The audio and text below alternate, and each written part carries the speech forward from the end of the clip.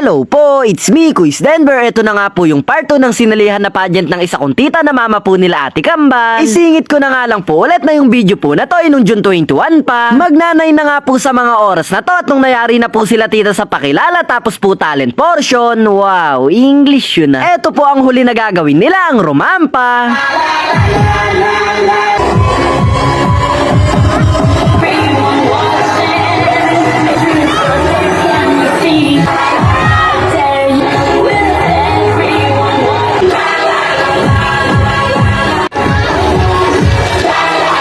Ito na po si tita na mama po nila Ate Kambal na nagmula po sa barangay namin, Barangay Bravo, number 11.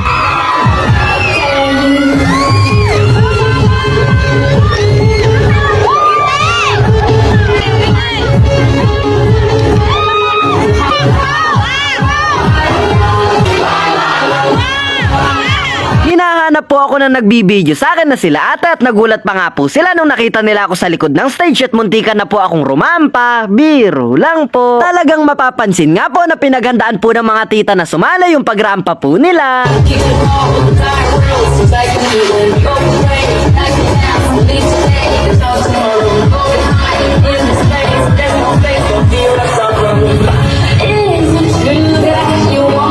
Ladies and gentlemen, narinig ko po. At eto na po ang 70 na barangay dito sa bayan namin, bayan po ng General M. Natividad. Good luck po sa inyong lahat. Happy viewing sa iyo, Kuis Denver. Maraming salamat.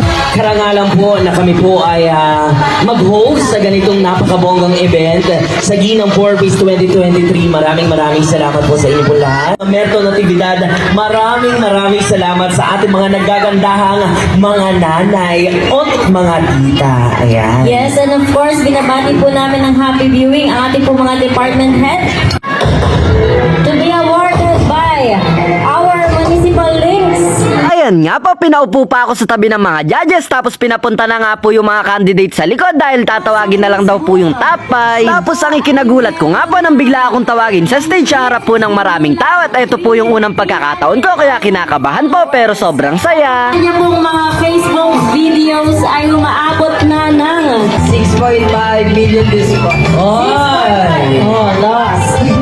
6.5 million views. Kaya naman mag-hi ka naman sa ating mga kababayan, Kuis Denver. Hello po, it's me, Kuis Denver. Kamusta po kayo lahat? Ayan, napakaswerte bata, no? Oo. Talagang pinalad sa social media, pinalad ng mahalin ng taong bayan at talagang minahal din ng buong Pilipinas. Yes, kaya naman, ikaw bumati ka naman, Kuis Denver, at kung sino yung mga gusto mong pasalamatan.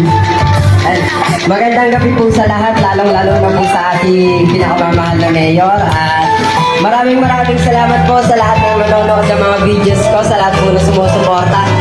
Salamat po sa inyo, God bless po. Ayan, maraming salamat. And siyempre, nag-video na para ilalagay sa vlog. Medyo isusubre po kami kay MC. Ayan. Para naman. Hi, vlog. Ayan yung mukha ko. Ayan. Bukod sa pagluluto na gamit ang paa, ano pa ang iyong talent? Kaya mo rin mag-basketball. Mag-basketball gamit ang paa. Ano pa? Sepak po. Nakahiligan ko na pong laro. Ayan, sepak. O, di ba? Kahit na ganito ang physical na kaanyo at Kuis Denver, talaga namang meron siyang mga bagay na kaya niyang ipakita at ipagmalaki sa sarili niya.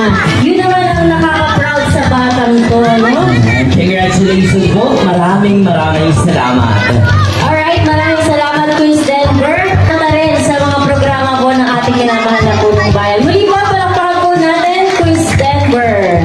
And congratulations, pasok ka sa top 5 barangay.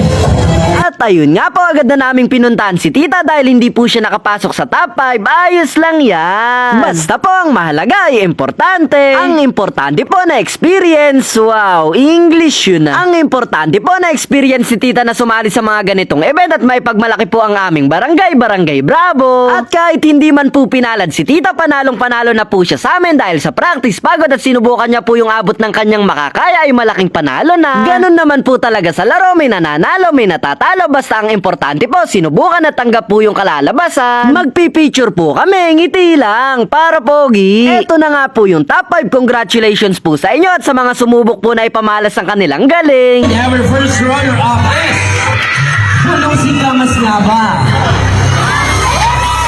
Or Barangay Bilen? Our first runner-up is congratulations Barangay Punong Singkamas.